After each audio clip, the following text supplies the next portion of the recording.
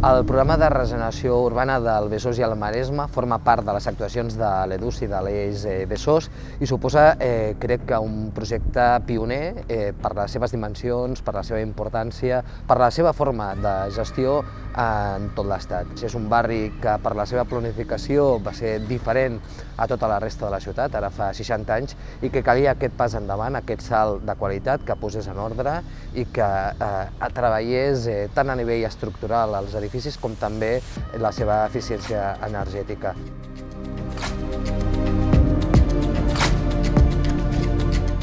El programa de regeneració urbana al barri del Besòs i el Maresme està inclòs en la OT9, promoure la inclusió social i lluitar contra la pobresa, dintre de la línia d'actuació 14, que és millorar l'accés i l'accessibilitat a l'habitatge. Està dotat amb 900.000 euros i dels quals 450.000 euros venen cofinançats pels fons europeus FEDER.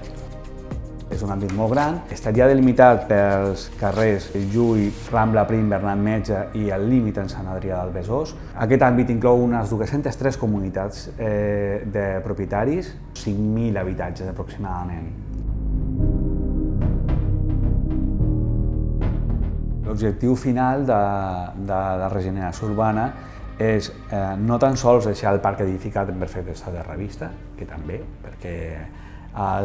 sinó, per una banda, implicar la ciutadania en que els seus habitatges són seus. Nosaltres tenim una línia que ens agradaria treballar, que és la cultura del manteniment dels edificis, és a dir, engrescar el ciutadà a que el seu edifici és seu, el seu habitatge és seu i l'ha de mantenir i sentir-se orgullós d'on viu i, paral·lelament, cohesionar la societat, és a dir, les escales han d'estar cohesionades, han de treballar plegats i això, per això sempre parlem de que són com a dues potes que van de la mà, és a dir, està la part edificatòria i la part social. Les intervencions que es duen a terme a través del programa de regeneració urbana tenen a veure amb dos aspectes diferents. Per una banda, la intervenció a l'espai públic i, per altra banda, la intervenció en el parc edificat, en els edificis i els habitatges. I aquesta té a veure amb la garantia de la seguretat estructural, la garantia de la salubritat dels habitatges, la millora de l'accessibilitat i la millora de l'eficiència energètica dels mateixos. El desplegament del programa de regeneració urbana a Barcelona es fa a través del que anomenem la quàdruple hèlix, és a dir, amb la intervenció de l'administració, que gestiona el programa, però també dels agents socials, del teixit veïnal, els agents econòmics i, finalment, el teixit acadèmic que fa la recerca tecnològica sobre els diferents aspectes. El procés tècnic de regeneració urbana, de manera molt resumida, es podria englobar en 4 fases, que són la inspecció tècnica dels edificis, per saber l'estat actual, el que seria la redacció del projecte, la fase d'obres i la fase de manteniment. Aquestes serien les 4 fases principals. Durant la primera fase, que és la fase d'inspecció, l'objectiu és saber una mica, amb el grau de detall més elevat possible, l'estat actual de l'edifici. La voluntat de l'Ajuntament de Barcelona en la implementació d'aquest projecte va ser que estiguessi coordinat amb els diferents serveis, equipaments i entitats del barri del Besòs i el Maresme. Per tant, quan vam començar en la seva implementació, van organitzar una reunió des de la Direcció de Serveis a les Persones i al Territori en aquest centre, que és el centre cívic del barri, amb diferents equipaments i entitats. En aquesta reunió es va fer una primera presentació on es van recollir ja les demandes, les necessitats i els suggeriments de la població. Dentro de lo que es el programa de regeneración urbana consideramos de vital importancia lo que es la dinamización. Esta dinamización la realizamos mediante la información a cada uno de los vecinos del barrio de lo que significa el programa de regeneración urbana.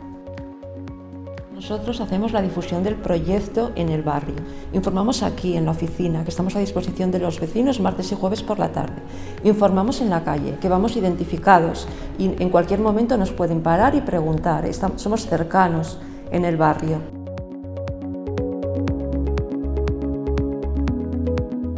En lo que compete a la fase 1, campaña de inspección, nosotros hacemos un acompañamiento en todo el proceso de la campaña.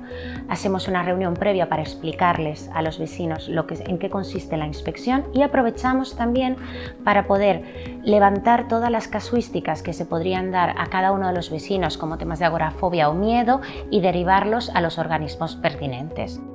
Des de serveis socials, promovent el benestar social de les comunitats de veïns i veïnes, també hem donat la seva veu i l'IMU també ha sigut receptora de l'opinió de la Direcció de Serveis Socials i de tots els treballadors de serveis socials per fer una millor anàlisi de les comunitats i dels veïns per un major èxit en el projecte. No ha habido ningún problema, lo que se ha hecho se ha tapado, se han hecho alguna cata, la han tapado y los vecinos pues han ido diciendo cada uno la problemática que tienen en el piso. Puede ser balcón, puede ser bajante, humedad, grieta, todo esto ya los vecinos supongo que cuando vengan los inspectores del ayuntamiento supongo que se lo comentarán. Es fa com 3 rondes. En la primera se fa una inspecció ocular de cada habitatge i d'espais comuns. Arrel d'aquesta primera inspecció es dictamina o s'estableix un pla de cales.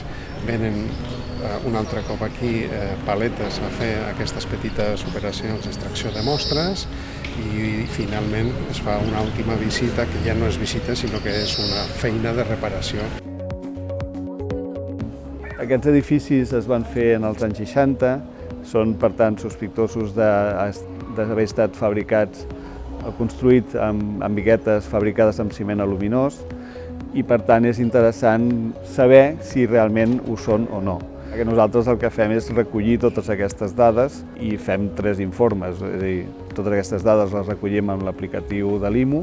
Per altra banda també fem un informe, una ITE, una inspecció tècnica de l'edifici, i també fem un informe d'eficiència energètica.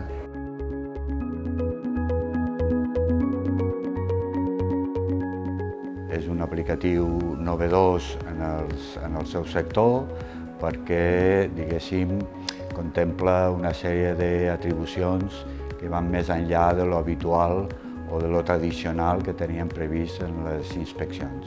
És tot un seguit d'algoritmes que són a la vegada analítics, són replicables, això ens permet implementar-los en qualsevol àrea de la ciutat de Barcelona i, per altra banda, tenen una visió macroedificatòria. Vol dir que l'element que contempla són grans àrees urbanes com a element d'estudi. Este es el barrio recién construido. Esto era la Riera de Horta, que ahora es la Rambla Prim. Aquí quan plovia tot això s'inundava. I nosaltres estem aquí. L'associació al febrer de l'any 22 farà 60 anys que es va fundar, van començar a treballar. Llavors, la nostra participació ha sigut continuar dient que tenien d'entrar els tècnics. En el moment que han entrat els tècnics considerem que la primera part de les nostres reivindicacions està completa, que era l'arribada dels tècnics que poguessin fer un estudi adient de la situació d'aquests edificis que manquen per rehabilitar i que a partir d'aquí la nostra missió no és una altra cosa que intentar ajudar, col·laborant, perquè es pugui fer aquestes rehabilitacions que tenen de fer. Aquí con la compañera nos conocimos en un consell de barri, éramos vecinas, no nos habíamos visto, yo ya pertenecía a Maresma y bueno, ellos nos abrieron la puerta, nos cedieron el local, una mesa, 4 sillas. Tenemos a la cabeza aquí, el luchador máximo. Al gran presidente José Manuel, que es el que nos... Pero ha hecho todo el acompañamiento. Todo el acompañamiento que nos está haciendo. Nos ha apoyado un montón. Junto con la FAP y bueno, este nuevo ayuntamiento que, como ha dicho la compañera, nos ha dado todo... Me está emocionando porque como llevo tantos años luchando con todo esto, ahora ver que se está realizando, pues todavía no me lo creo. Es que hoy no tiene el día, me lo ha dicho. cuando decidimos coordinarnos los vecinos como afectados y en una vocalía, teníamos tres principales reivindicaciones en este barrio. Una era que se hiciera una campaña de inspecciones, que por suerte ahora se está haciendo, porque se había detectado un problema de riesgo en las viviendas. El segundo punto de reivindicación, son 3 puntos principalmente, era las condiciones de acceso a esas ayudas para las comunidades, teniendo en cuenta la vulnerabilidad de muchas comunidades de este barrio. Y el tercer punto es que esa intervención se hiciese de forma integral en el edificio, en una sola intervención, que no hubiese que ir por partes. Hi ha un anàlisi per part de l'Institut Municipal d'Urbanisme molt profund del barri, no? De totes les seves característiques, de tot el procés que hi ha hagut de millora paulatina del barri, que potser mai ha tingut aquest caràcter tan general com té ara. Ara els edificis que s'ataquen de manera integral, mentre que amb anterioritat potser havien sigut més petites pinzellades o abordar els problemes immediats i donar-los solució, mentre que ara no, el que es pretén és deixar l'edifici de bandera, deixar l'edifici acabat amb unes condicions que facin una miqueta, jo crec, que li donin més valor al barri i més valor també a la gent que hi viu, a la seva manera d'entendre el seu barri. Y hay algo súper importante aquí también, que esto nos permite conservar el barrio, porque si la degradación de los edificios continuaba, esto ha generado también una degradación social, una mala percepción del propio barrio. Entonces a lo que había un mínimo de ascenso social y una oportunidad de marchar del barrio, lo que hubo fue un éxodo vecinal del barrio. Y esto no puede ser, es decir, es importante trabajar para que este barrio vuelva a pertenecer a los vecinos. Es un barrio popular, es clase obrera, hay que tener orgullo y reivindicación de un patrimonio que es nuestro y que es nuestro barrio y conservarlo.